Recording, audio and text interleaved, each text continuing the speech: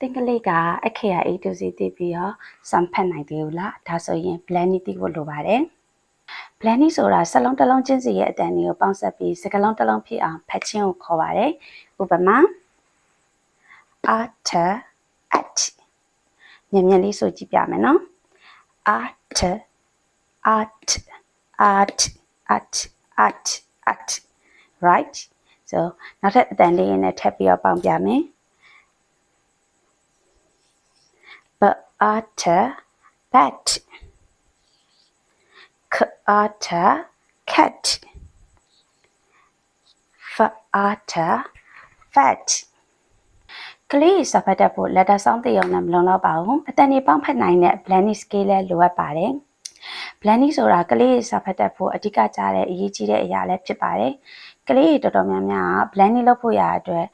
အခက်အခဲရှိကြရပေါ့နော်အဲ့တော့အစပိုင်းမှာအခက်အခဲရှိရဆိုရင်တော့နေ့တိုင်းလေ့ကျင့်သွားမယ်တဖြည်းဖြည်းနဲ့လေ့ကျင့်သွားမယ်ဆိုရင်စွတ်တက်လာမှာဖြစ်တဲ့အတွက်ကြောင့်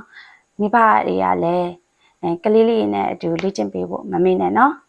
phonics အကြောင်းသိချင်ရင် follow လုပ်ထားပေးပါနော် see you next time bye bye